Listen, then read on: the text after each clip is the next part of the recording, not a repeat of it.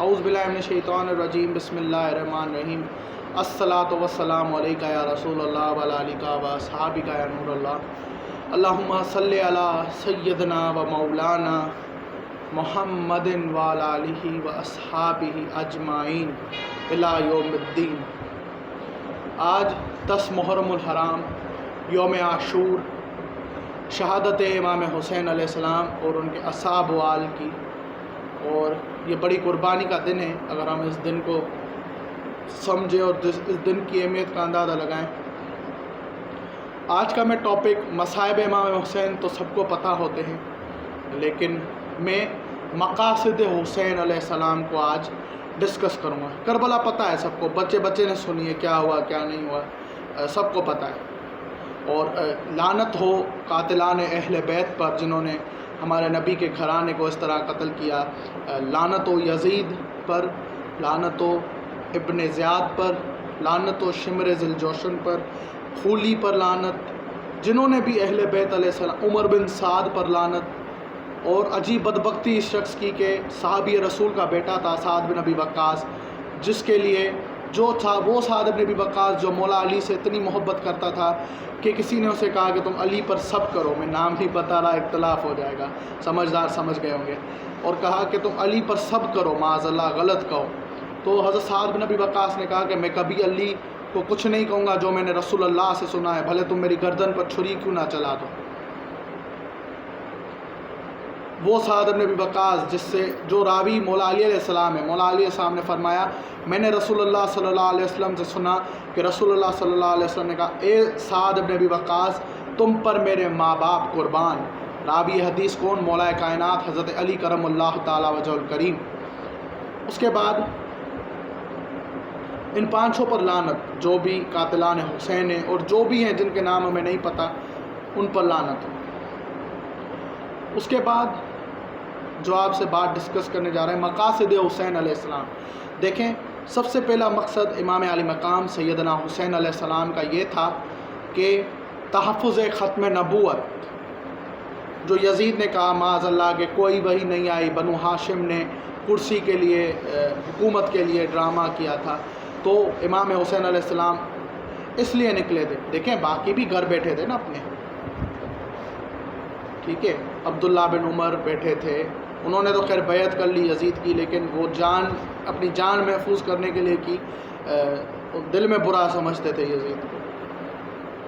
अब्दुल्ला बिन उमर थे, उसके बाद अब्दुल्ला बिन ज़ुबैर थे, अब्दुर्रहमान बिन अबू बकर। इन दोनों ने ज़बान से यजीद को बुरा भला कहा, लेकिन यजीद के लिए जिहाद में नहीं निकले।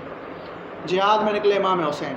और हदीस रसूल सल्लल्लाहु अलैहि वसल्लम में कि ईमान के 3 दर्जे हैं। सबसे पहले जो बुराई देखे हाथ से रोके, उसके बाद ज़बान से रोके, उसके बाद दिल में बुरा समझे। तो इमाम हुसैन अलैहिस्सलाम हाथ से रोकने वालों में से थे। अब्दुल्ला बिन ज़ुबैर और अब्दुर्रहमान बिन अबू बकर ये ज़बान से कहने वाले थे, और अब्दुल्ला बिन उमर दिल में बुरा समझने वाले थे। तो ये तीनों के समय आपको इस ड्यूरेशन में मिल जाएंगी करबला के।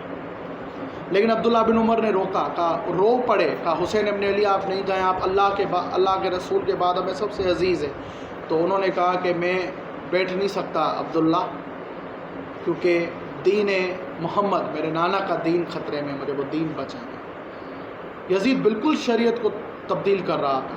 1-2 चीज़ पे इख्तलाफ होता तो इमाम हुसैन उसको, लेकिन एक उसकी जो गवर्नमेंट थी वही गलत उठी हुई थी ना, कि जो सुलह इमाम हसन हुई थी हाकिम शाम के साथ, तो वो सुलह किस बुनियाद पे हुई थी कि तुम अपने बाद कोई नुमाइंदा नहीं चुनोगे। तो जब यजीद ने गवर्नमेंट संभाली तो सुलह हसन मनसूख हो गई। हाँ, ये हकीकत है। जो इमाम हसन के साथ सुलह की पासदारी तब होती जब वो हाकिम शाम उम्मत को शूरा पर छोड़ते। उन्होंने शूरा पर नहीं छोड़ा, यजीद को नामज़द किया। सैयदा आयशा के पास गए, जब सैयदा आयशा पर्दानी फरमा के गई थी, कहा उम्मुल मोमिनीन मैं अपने बाद अपना खलीफा किसको नामज़द करूँ? सैयदा आयशा ने कहा सबसे पहले तो हुसैन इब्न अली हैं, उनको करो, अगर उनको नहीं करते तो अब्दुल्ला बिन ज़ुबैर है, अब्दुल्ला बिन उमर है, या उसके बाद अब्दुर्रहमान बिन अबी बकर है मेरे भाई, इनमें से किसी एक को करो। सबसे पहले उन्होंने इमाम हुसैन का नाम लिया था, लेकिन क्यों अपने बेटे को किया? مطلب ان چیزوں کو کنٹینیو کرنا چاہ رہے تھے جو خاندان ابو سفیان کا خواب تھا، جو کفار مکہ والے کرتے تھے کہ باپ کے بعد بیٹا، یہی چیزیں تھیں نا۔ حاکم شام نے یہی کیا، یزید کو اپنے بعد نامزد کر دیا۔ مقاصد امام حسن تحفظ ختم نبوت تھی، کیونکہ یزید نے کہا تھا کہ معاذ اللہ کوئی وحی نہیں آئی۔ تو سیدہ زینب سلام اللہ علیہ جب یزید نے یہ الفاظ کہے تو سیدہ زینب اس وقت وہاں موجود تھی، انہوں نے کہا اے یزید، میں تجھ جیسے سے بات کر رہی ہوں، یہ تو وقت اور اس چیز کا ماحول ہے اس جگہ کا، لیکن میرے نانا رسول خدا صلی اللہ علیہ وآلہ وسلم پہلے حمد کی اللہ کی، اس کے بعد کہا درود و سلام میرے نانا پر۔ مطلب انہوں نے بتایا کہ اللہ اور اس کے رسول کی اہمیت کیا ہے، جھوٹا ہے یزید۔ اور معاذ اللہ یہ تہمت صرف رسول اللہ پر نہیں لگ رہی تھی، اللہ رب العالمین پر بھی لگا رہا تھا کہ کوئی وحی نہیں آئی، معاذ اللہ۔ اس کے بعد یزید، مسلمانوں برا مت ماننا، یزید نماز کو یوں چھوڑ دیتا تھا، پڑھتا ہی نہیں تھا، اس کو فکر ہی نہیں ہوتی تھی کہ اس کی نماز نکل گئی ہے یا اس کو نماز پڑھنی بھی ہے۔ اس کے بعد روزوں کو عام سمجھتا تھا، کوئی اہمیت نہیں دیتا تھا، بندروں سے کھیلتا تھا، شراب کو حلال جانتا تھا، گناہ کو حلال، اپنی بہن تک کو حلال جانتا تھا، معاذ اللہ۔ کون سی شریعت یزید نافذ کر رہا تھا؟ مقاصد امام حسین تھا کہ وہ تحفظ ختم نبوت، نماز کا تحفظ، قرآن کا تحفظ، ماں بہن بیٹیوں کی اہمیت کا احساس دلانا کہ جو رشتے آپ کے لیے اللہ نے حلال رکھے وہ حلال ہیں، جو حرام ہے وہ حرام ہے، محرم نامحرم کا فرق بتانا، شریعت محمدی محمد مصطفیٰ صلی اللہ علیہ وآلہ وسلم کو بچانا، یہ حسینیت ہے۔ خود کو چھریاں مارنا حسینیت نہیں ہے۔ حسین ابن علی کے نام پہ خون دینا ہے، تھیلنسیمیا کے مریض ہیں، جاؤ ان کو تو دعائیں دیں گے اگر کسی کی زندگی بچ گئی۔ نیاز پکاتے ہو، رشتہ داروں کو دیتے ہو، اچھی بات ہے۔ قربانی میں بھی یہ ہوتا ہے کہ رشتہ داروں کا حصہ الگ، غریب کا الگ اور اپنا الگ، لیکن جب پکایا ہی تھوڑا ہے تو غریبوں کو دو۔ سب سے پہلے پڑوس میں دیکھو کہ کون غریب ہے، اس کے بعد خاندان میں دیکھو کون غریب ہے، اس کے بعد باہر جاؤ۔ امام حسین علیہ السلام نے انسانیت کو بچایا ہے، انسانیت کی قربانی دی ہے۔ کسی بھی مذہب میں، چاہے وہ ہندو ہوں، چاہے وہ کرسچن ہو، چاہے وہ عیسائی ہوں، کرسچن عیسائی کی بات ہے، چاہے وہ مسلمان ہوں، کسی بھی مذہب میں بہن بیٹی سے نکاح جائز ہی نہیں ہے، ماں سے، بہن سے، بیٹی نہیں۔ یزید وہ شریعت نافذ کر رہا تھا، معاذ اللہ، جس کے لیے حسین ابن علی نکلے۔ حسین خاموش نہیں بیٹھ سکتے تھے۔ حسین فرزند علی ہیں جو کسی برائی کو برداشت نہیں کرتے۔ حسین فرزند رسول ہیں جنہوں نے ان بتوں کو جھٹلایا، للکارا۔ محمد یعنی ہمارے نبی محمد مصطفیٰ صلی اللہ علیہ وسلم جب اس دین کے ماننے والے 5 سے 6 لوگ مشکل سے تھے، حضرت ابو طالب، حضرت ابو بکر، حضرت حذیفہ بن یمان، حضرت عمار ابن یاسر، حضرت مولا کائنات حضرت علی کرم اللہ تعالیٰ وجہ الکریم۔ ان کا نام میں نے 6 نمبر پہ لیا ہے، لیکن سب سے پہلے مسلمان مولا علی تھے۔ تو عبداللہ بن مسعود 8-10 جنے مشکل سے تھے دین کے ماننے والے، تب نبی نے ان کے جو جھوٹے بت تھے ان کو کہا کہ تم یہ کیا کر رہے ہو، جہالت ہے۔ اس نبی فرزند رسول وہ یزید کی ان چیزوں پر کیسے خاموش بیٹھ سکتے تھے؟ تو یزیدیت اور امام حسین کا قول ہے، بڑا مشہور قول ہے کہ میری جنگ فقط یزید ابن معاویہ سے نہیں ہے، ہر اس یزید سے ہے جو ہر وقت میں یزید ہے، جو تہمتیں لگاتا ہے، جو جھوٹ بولتا ہے، جو دھوکے بازی کرتا ہے، جو گناہ رکھتا ہے، جو کینہ کرتا ہے، ہر اس یزید سے جنگ ہے۔ ڈھونڈیں آپ کے دور میں کون یزید ہے، اس سے جنگ رکھیں۔ جنگ یہ نہیں کہ آپ تلوار لے کے چلے جائیں، اس کو غلط کہیں، انڈوس کریں وہ غلط، چاہے آپ کو کتنا ہی نقصان کیوں نہ ہو، اس کو غلط کہنا بڑی جرت کی بات ہوتی ہے، جس میں آپ کا مطلب ہو، جس میں آپ کا کام پھنسا اور آپ اس کی غلط چیز کو غلط کہیں، صحیح چیز کو صحیح کہیں۔ جان سے بڑا کون سا کام ہوتا ہے؟ حسین ابن علی کو پتہ تھا کہ یزید کے خلاف جو قیام کر رہے ہیں وہ تو ان کی شہادت ہے، ان کی آل کی شہادت ہے، بہنوں کو بے ردا کیا جائے گا، بیٹیوں کو تماچے مارے جائیں گے، زوجہ کو بے ردا کیا جائے گا۔ آج ہم میں سے، آپ میں سے اللہ نے کسی پر ایسی آزمائش رکھی کہ ہماری مائیں بہنیں بیٹیاں بیویوں کو اس طرح کوئی کرے، باہر نکال، ان کی ردا نہ ہو ان کے سر پہ، جن کے بال مبارک کسی نے نہیں دیکھے ان کو بے ردا کیا، لعنت ہو یزید پر۔ زوری زبردستی ایک حدیث کو سہارا بنا کر اس کو جنت میں گھسیڑنے کی کوشش کرتے ہیں۔ چلے مانا آپ کی بات کہ جو بھی انسان دین کے لیے جہاد کرتا ہے اللہ اس کے اس تک کے گناہ معاف فرما دیتا ہے، تو اگر یزید نے اپنے والد کی سربراہی میں کسی اسلامک لشکر پر حملہ آور ہوا تو اس کے تب تک کے گناہ تو معاف ہو گئے۔ یہ چیز آپ کی، ہم اس چیز کو صحیح مان لیتے ہیں، لیکن اسی چیز پر ایک دلیل دیتے ہیں۔ ایک بندہ حج کر کے آیا، حجر اسود کا بوسہ لے، گناہ معاف آیا، لیکن وہ گناہ معاف نہیں ہوں گے کہ کسی کا مال دبایا ہو، دل دکھایا ہو، کسی کی زمین دبائی ہو، یہ چیزیں معاف نہیں ہوں گی۔ جو اس کے اپنے ذاتی گناہ ہے وہ معاف، لیکن پھر آ کے اپنی ماں کو قتل کر دے، پھر اگلے سال کے میں حج پہ جاؤں تو میرا گناہ معاف ہوں گے۔ نہیں، اس طرح نہیں ہے، دین کو مذاق نہ بنائیں۔ یزید فاسق ہے، فاجر ہے، کافر ہے، اس سے بڑا بدبخت تاریخ اسلام میں کوئی نہیں ہے۔ یزید فرعون نمرود سے بڑا مجرم ہے۔ فرعون اور نمرود اور ابو جہل تو کھلم کھلا اسلام کو للکارتے تھے۔ یہ کیا الفاظ میں اس کے لیے استعمال کروں اس پلیز شخص کے لیے کہ یہ اسلام کے لبادے میں اسلام کا دشمن تھا، جس کے لیے آج بھی ہمارے مسلمان الجھ پڑتے کہ نہیں یزید مسلمان تھا، آخر کار تو جنت میں جائے گا معاذ اللہ۔ تو وہ مسلمان نہیں تھا میرے بھائیو۔ جس انسان کو اپنے نبی کی نبوت پر اعتراض کرے، کون سا وہ مسلمان ہوا؟ ذاتی تخت و تاج کے لیے اس کو شہید کیا جو رسول اللہ کا نواسا ہے، رسول اللہ کے گھرانے کو شہید کیا۔ کچھ لوگ کہتے ہیں کہ ریٹن میں نہیں ہے کہ یزید نے امام حسین کی شہادت کا حکم دیا، چلے مانتے ہیں آپ کی بات۔ تو کیا ابن زیاد کو قتل کروایا یزید نے؟ عمر بن سعد کو قتل کروایا، شمر ذی الجوشن کو قتل کروایا، تاریخ تو بتا دی ہے، انعامات دیے ان کو۔ پھر اس کے بعد جب امام حسین کی، اکثر ہمارے لوگ کہتے ہیں کہ مدینے والوں نے ساتھ نہیں دیا، امام حسین اعلان کر کے نہیں کہتے کہ وہ یزید سے جنگ کرنے جا رہے ہیں، جنگ کرنے بیٹیاں، بیویاں اور جو دوسری گھر کی خواتین ہیں، بہنوں، ان کو بہنیں وغیرہ کو ان کو نہیں لے کے جاتے۔ جب اہل مدینہ کو پتہ چلا، کیونکہ اس وقت ٹیلی فون نہیں ہوتے تھے کہ ایک ادھر شہادت ہوئی ادھر خبر پہنچ گئی، نہیں، جب اہل مدینہ کو پتہ چلا کہ حسین ابن علی نواسہ رسول خدا صلی اللہ علیہ وآلہ وسلم کو اس طرح شہید کیا گیا، اہل مدینہ نے یزید کی بیعت توڑ دی۔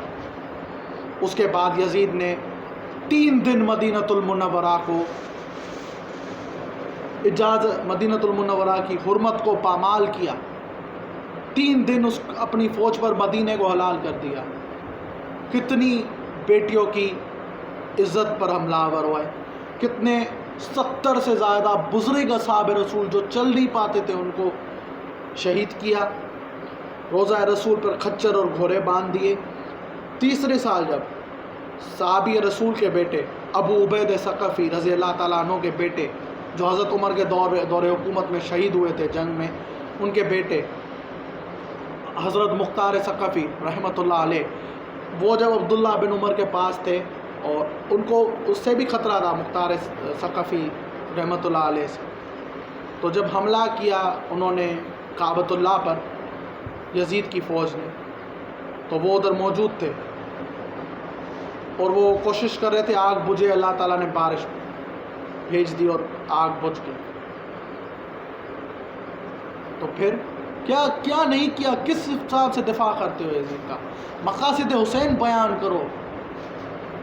حسین کا مقصد ہمیں بچانا ہے. آج یہ حسینیت نہیں ہے کہ ہم اپنی آپ کو چھریاں ماریں، ہم اپنے آپ کو ہم بس کالے کپڑے پہننے چاہیے. اچھی بات ہے، یہ ان لوگوں کو ثواب کا کام ہے محرم کے دنوں میں کالے کپڑے پہننا. وہ اس لیے کہ ان کو بتائیں جنہوں نے نبی پر جھوٹ باندھا ہے معاذ اللہ کہ نبی کو کالا لباس پسند نہیں تھا، اور پہنے کالا لباس، اور ان کو بتائیں کالے لباس پہ اختلاف نہیں ہے. علم لگائیں. ہم اپنے ملک کا جھنڈا لگاتے ہیں، غازی عباس کا جھنڈا کیوں نہیں لگا سکتے؟ اس بحث کو چھوڑیں، ثواب گناہ ہے. عقیدت ہے حضرت عباس، بس بات ختم. ہاں یہ نہیں کرنا کہ علم کے آگے آپ دعا کے لیے ہاتھ کھڑے کر دیں کہ ہم ادھر دعا کریں اور ہماری حاجت پوری ہو. نہیں، حاجت روا مشکل کشا صرف اللہ تعالیٰ کی ذات. اللہ رب العالمین کے سوا نہ کوئی حاجت روا ہے، نہ کوئی مشکل کشا ہے. ایاک نعبد و ایاک نستعین. تو لگائیں علم، کالے کپڑے پہنیں، نیاز کریں، غریبوں کو کھلائیں. تو یہ چیزیں تو صحیح ہیں، لیکن جو دوسری ایکٹیویٹیز ہوتی ہیں وہ غلط ہے. یہ حسینیت نہیں ہے، یہ حسین کا، امام حسین کا کردار یہ نہیں ہے معاذ اللہ. اور جو جلوسوں میں جو ڈرمز ہیں، ڈھول وغیرہ وہ بجاتے ہیں، وہ بانسریاں بجاتے ہیں، پتہ ہے کس نے بجائی تھی ہیں؟ جب ابن زیاد اور یزید کے دربار میں سیدہ زینب تھی نا، تو انہوں نے ڈھول اور یہ آوازیں بجائیں. تو پھر سیدہ زینب کو ان دونوں نے کہا، کوفے میں ابن زیاد نے، شام میں یزید نے، کہ سن رہی ہو یہ ہماری فتح کا اعلان ہے، یہ ہمارا جشن ہے. تو سیدہ زینب خاموش تھی. اور پھر اذان کی آواز آئی، اللہ اکبر اللہ اکبر اللہ اکبر اللہ اکبر، اشہد لا الہ الا اللہ اشہد ان محمد رسول اللہ. جب اذان میں یہ آیا اشہد ان محمد رسول اللہ، تو سیدہ زینب نے کوفے میں ابن زیاد کو کہا، ذرا غور سے سن ان الفاظ کو، یہ میرے بھائی کی فتح کا اعلان ہے. اور شام میں بھی ایسا ہی ہوا، انہوں نے یزید کو کہا. اور ابن زیاد نے بھی امام حسین علیہ السلام کے چہرے مبارک کی بے حرمتی کی. گواہ کون ہے؟ صحابی رسول انس بن مالک رضی اللہ تعالیٰ عنہ. یزید نے بھی اس طرح کیا شام میں دربار میں. اور ان کے جو راوی اور جو اس قول کے اور اس واقعات کے جو گواہ ہے وہ ہے زید بن ارقم رضی اللہ تعالیٰ عنہ، صحابی رسول. تو معاذ اللہ کہیں صحابہ نے جھوٹ کہا ہے، معاذ اللہ زید بن ارقم پہ لگائیں جھوٹ. انہوں نے تو دیکھا تھا اپنے ہاتھوں سے کہ، اور ان کی آنکھیں اس وقت کام نہیں کر رہی تھی. انہوں نے محسوس کیا اور سنا کہ حسین ابن علی کے چہرے مبارک کے ساتھ یہ حال ہو رہا ہے. تو انہوں نے یزید کو کہا، لعنت ہے تجھ پر، میں نے اپنے نبی کو دیکھا ہے کہ حسین علیہ السلام کی گردن مبارک کا حضور بوسہ لیتے تھے. پھر یزید نے کہا، پکڑو اس کو باہر نکالو. کہا تیری عمر کا لحاظ نہیں ہوتا تو میں تجھے بھی شہید کروا دیتا. وہ شخص زید بن ارقم رضی اللہ تعالیٰ عنہ لعنت ملامت کرتے ہوئے چلے گئے وہاں سے، کیونکہ ان کی آنکھیں ہی نہیں تھیں. انس بن مالک کو تو شہید کروایا ابن زیاد نے. ان کی بیٹی تھی، وہ گھر گئے، ان کی بیٹی سمیت ان کو شہید کروا دیا، ان کے بھائی سمیت. تو پہچانو، پڑھو اسلامک ہسٹری کو، حدیثیں پڑھو، لوگوں کی سنائی میں نہ ہو، حدیثیں پڑھو رسول اللہ صلی اللہ علیہ وسلم کی. اہل تشریح حضرات نہج البلاغہ پڑھیں، اہل سنت حضرات بخاری مسلم پڑھیں. جو بھی حدیث کی ہماری کتابیں پڑھیں، سمجھیں ہمارے اللہ اور ہمارے رسول نے ہمیں کیا سکھایا ہے. قرآن مجید خود پڑھیں. لعنت ہے ان پر جو کہتے ہیں قرآن پاک ڈائریکٹ پڑھنے سے انسان گمراہ ہو جاتا ہے. معاذ اللہ، آپ کسی غیر مسلم کو یہ کہیں گے کہ اپنی کتاب پیش کرتے ہوئے کہ اس کو ڈائریکٹ نہ پڑھنا، کسی مولوی یا عالم سے پڑھنا، تو معاذ اللہ گمراہ ہو جاؤ گے. کون سا عقیدہ پھیلا رہے ہیں؟ پڑھیں حدیث، قرآن پڑھیں، خود پڑھیں، سمجھیں نا دین کو. جہالت کی سوچ ہٹا دے اپنے دماغ سے. کوئی کچھ نہیں کر سکتا سوائے اللہ رب العالمین کے. ان اللہ علی کل شیء قدیر. اگر امام حسین شہید ہوئے تو اس کا قطعاً یہ مقصد نہیں ہے معاذ اللہ کہ اللہ رب العالمین کو امام حسین سے محبت نہیں ہے. جتنی محبت اللہ حسین سے کرتے ہیں اتنی آپ اور میں بھی نہیں کرتے. رب جانے تے حسین جانے. اللہ نے ان کو آزمایا، اللہ اپنے نیک بندوں کو آزماتا ہے. ہر بندے کا ٹیسٹ ڈفرینٹ ہے، اس کے حالات اور واقعات، اس کی سوچ پر اس کا جو اللہ تعالیٰ آزماتا ہے وہ ڈفرینٹ چیزیں۔ امام حسین کا مقام بڑا تھا، اللہ نے انہیں بڑے ظرف سے آزمایا، ہمارا تو وہ ظرف نہیں ہے۔ اللہ کا شکر ادا کرتے، یا اللہ اپنی آزمائش پر ہمیں پورا اترا اور اپنے عذاب سے ہمیں درگزر، ہم معافی چاہتے ہیں۔ اللہم اجرنا من النار، اللہم اجرنا من النار، اللہم اجرنا من النار۔ مقاصد حسین علیہ السلام کو سمجھیں، نماز قائم کریں، قرآن پڑھیں، درود کی تسبیح کو کنٹینیو رکھیں اور ہر برائی سے خود کو بچائیں۔ آج کل کے دور میں، اس دور میں جو یہ کام کر گیا تو وہ سنور گیا۔ آج کا جو دور ہے کچھ ایکسٹرا نہ کریں۔ ہمارے دین بہت ہی ایزی ہے، ہم نے خود ہی اس کو ایڈاپٹ مشکل کر لیا ہے اپنے اوپر۔ کس لیے؟ فلاں جگہ گئے تھے، فلاں مولوی صاحب یہ فرما رہے ہیں، فلاں محفل مجلس میں گئے تھے، فلاں ذاکر یہ فرما رہے ہیں۔ نکلیں ان ذاکر اور ان چیزوں سے، خود پڑھیں۔ اللہ نے عقل سوچ دی ہے نا، اپنے اوپر چیک کریں کہ یہ چیزیں کیا ہیں، حقیقتیں غلط ہیں، سب پتہ لگ جائے گا۔ تو مقاصد حسین کو عام کریں، بھوکوں کو کھانا کھلائیں، پیاسوں کو پانی پلائیں، تحفظ ختم نبوت کے ایسے پہرے دار بن جائیں کہ کسی میں جرت نہ ہو آپ کے نبی کو بولیں۔ نماز پڑھیں، نماز قائم کریں۔ کربلا کا سب سے بڑا میسیج ہی نماز ہے، مقصد، سب سے بڑا مقصد نماز ہے۔ سجدہ ظہر میں، امام سجدہ ظہر بعض روایتوں میں اثر آتا ہے، شہادت ہوئی امام علیہ مقام نماز، اور یہ میسیج دیا موت سر پر کھڑی ہو پھر بھی نماز افضل ہے۔ اللہ پاک ہمیں مقاصد امام علی مقام سیدنا حسین علیہ السلام سمجھنے کی توفیق دے، اور اگر جذبات میں میرے منہ سے کوئی غلط بات نکل گئی ہو تو اپنے رب کے حضور معافی کا طلبگار ہوں۔ اللہ اور یہ دن ایسا ہے کہ ہم ان دنوں میں وہ نوافل پڑھیں، اور ہوں گے نیٹ پہ آپ سرچ کریں جو نوافل امام علی مقام سیدنا حسین علیہ السلام نے اس رات کو پڑھے تھے، کیونکہ یزید کی فوج تو آ گئی تھی کہ نو کوئی جنگ کریں۔ امام نے کہا کہ نہیں، کل کریں گے کیونکہ آج ہم عبادت کرنا چاہ رہے ہیں، اور امام حسین نے مہلت دی حر کو کہ دوزخ سے جنت کی طرف آ سکے۔ حر نے اپنے بیٹے کو بلایا 9 محرم کی رات کو، کہا سن رہے ہو بیٹا، نماز، قرآن، تہجد، مکھیوں کی بنبناہٹ کی آوازیں آ رہی تھی، اس طرح قرآن پڑھ رہے تھے۔ تو حضرت حر کے بیٹے نے کہا بابا پھر کس چیز کا انتظار ہے؟ کہا چلو۔ اور کیا استقبال ہوا ہے؟ ایک استقبال حضرت عمر فاروق رضی اللہ تعالیٰ عنہ کا ہوا کہ جب حضور کے لیے تلوار لے کے گئے، اور پھر ان کے کسی ساتھی نے کہا کہ اپنے گھر جا، اپنی بہن کو دیکھا قرآن پڑھنی تھی، لڑ پڑے۔ پھر جب ان کی بہن نے قرآن ان کے سامنے رکھا، پڑھا، اور پھر وہ گئے ایمان قبول کرنے حضور کے پاس، تو ایک طرف حضرت امیر حمزہ رضی اللہ تعالیٰ عنہ کھڑے تھے، ایک طرف عمار ابن یاسر کھڑے تھے، ایک طرف حضرت ابو بکر صدیق کھڑے تھے، ایک طرف حضرت بلال حبشی رضی اللہ تعالیٰ عنہ کھڑے تھے۔ تو حضرت حر کا استقبال تو اس سے بھی بہتر ہوا۔ جب حضرت حر نے کہا کہ میری آنکھ پر پٹی باندھو، میں حسین کا سامنا کیسے کروں، تو حضرت حر کے بیٹے نے یہ کام کیا، آنکھ پہ پٹی باندھ دی۔ جب لے کے گئے ان کو، حضرت حر کے بیٹے گھوڑا چلا رہے تھے اور حضرت حر پیچھے بیٹھے تھے۔ کہا حر بیٹا بتاؤ کون آ رہا ہے؟ کہا بابا اللہ اکبر، شبیہ رسول صلی اللہ علیہ وآلہ وسلم آپ کے استقبال کے لیے آ رہے ہیں۔ پھر کہا، پھر انہوں نے زور سے تکبیر بلند کی، اللہ اکبر۔ کہا اب کیا ہوا بیٹا؟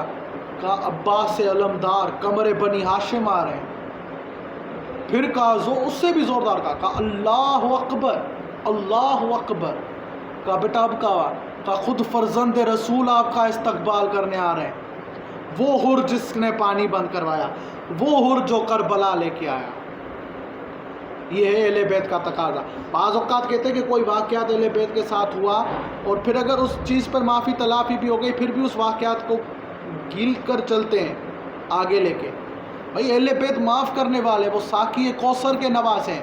حضور نے فتح مکہ پہ معاف کیا تھا نا سب کو۔ جو لوگ اہل بیت سے معافی مانگیں گے، اہل بیت انہیں معاف کر دیتے ہیں۔ لیکن کام ہونے سے پہلے یزید کو معافی نہیں ملے گی، یہ نہیں سوچیے گا۔ لیکن جب حضرت حر، ابھی انہوں نے کسی کو شہید تو نہیں کیا نا، حضرت حر آئے اور کہا اے فرزند رسول صلی اللہ علیہ وآلہ وسلم، میں شرمندہ ہوں آپ سے۔ انہوں نے کہا تم میرے بھائی ہو جس طرح عباس میرا بھائی ہے، لیکن کہا کہ تم اس حال میں ہمارے پاس آئے ہو کہ نہ ہم تمہیں پانی دے سکتے، نہ ہم تمہیں کھانا دے سکتے۔ تو انہوں نے کہا کہ امام آپ کا دیدار ہی سب کچھ ہے۔ پھر سیدہ فاطمہ الزہرا ابیہا و علیہا افضل و صلاۃ وسلام کی چادر مبارک کا ٹکڑا حضرت حر کو دیا، اور حضرت حر نے وہاں سے ہی جنگ کا آغاز ہوا کہ حضرت حر نے اپنے بیٹے کو میدان میں بھیجا، اور جب حضرت حر کا بیٹا شہید ہوا گرا تو وہاں پر پہلے امام علی مقام موجود تھے۔ حضرت حر کو کہا کہ بیٹے کس طرح بیان کرو ان الفاظ کو، کہا باپ بیٹے کی میت نہیں دیکھ سکتا۔ لیکن جب امام حسین نے حضرت علی اکبر، حضرت قاسم، 6 مہینے کا بیٹا علی اصغر کو جب گلے میں تیر لگا تو وہ امام علی مقام کے ہاتھ میں تھے، اور انہوں نے ان کا خون ہوا میں اچھالا اور کہا اے میرے رب، اگر تو اس طرح راضی ہے تو بہت سستا سودا ہے۔ ہمارا ایمان اس لیول کا ہے ہی نہیں۔ ہم امام علی مقام کا صرف نام لیتے ہیں، سمجھ نہیں پائے امام۔ اللہ اکبر۔ ایک بار پھر میں کہوں گا کہ یہ رات عبادت کی رات ہے۔ قرآن مجید، درود پاک، نوافل جو اہل بیت علیہ السلام نے پڑھے، تہجد، ذکر الہی، ذکر محمد مصطفیٰ صلی اللہ علیہ وآلہ وسلم، ذکر آل رسول صلی اللہ علیہ وآلہ وسلم کریں، اور ان کو یاد کریں، ان کے غمزدہ واقعات کو سنیں۔ کوئی بھی بیان کر رہا ہے سنیں اور گریہ زار ہوں۔ چیخو پکار کی اجازت نہیں، ماتم نہیں کرنا، دیکھیں گریہ زار ہو۔ میں تو کہتا ہوں اس آگ کا فائدہ کیا جو غم حسین پر نہ بہے، فائدہ کیا ہے اس آگ کا؟ تو حسین ابن علی علیہ السلام ہم سب کو جوڑنے آئے۔ حسین جوڑنے کا نام ہے، الگ کرنے کا نام نہیں ہے۔ میں تمام مسلمانوں کے مکاتب فکر سے ریکویسٹ کرتا ہوں، چاہے وہ شیعہ بھائی ہوں، چاہے ہمارے دیوبندی بھائی ہوں، چاہے اہل حدیث بھائی ہوں، چاہے بریلوی بھائی ہوں، جو بھی مکتبہ فکر ہیں، سب سے گزارش کرتا ہوں کہ ذکر حسین کریں اپنے اپنے طریقے سے ہی، لیکن کریں ضرور ذکر حسین، کیونکہ یہ شب ذکر حسین کی ہے، اور ذکر حسین ذکر مصطفیٰ ہے، اور ذکر مصطفیٰ ذکر الہی رب العالمین ہے۔ تو اللہ تعالیٰ ہم سب کو سمجھنے کی توفیق دے، اور اللہ تعالیٰ ہمیں ان ہستیوں کی پیروی کرنے کی کوشش دے، عطا کرے، اور ہمارے گناہوں کو درگزر فرمائے، اور ان راتوں کو دعائیں بھی کریں، حسین علیہ السلام کے وسیلے سے دعا کریں، اللہ تعالیٰ ان کے صدقے سے دعا کریں، وسیلہ اس طرح کہ اے اللہ شہادت حسین ابن علی علیہ السلام کے وسیلے ہماری یہ دعا قبول۔ خیر وہ بات رپیٹ کروں گا کہ اگر پوری ویڈیو میں مجھ سے کوئی غلط بات مجھ سے ادا ہو گئی ہو غلطی میں، تو اپنے رب کے حضور معافی کا طلبگار ہوں، اور اللہ تعالیٰ ہمیں امام حسین علیہ السلام سے محبت اور ان کی میسج کو سمجھنے کی توفیق دے۔ آمین ثم آمین یا رب العالمین۔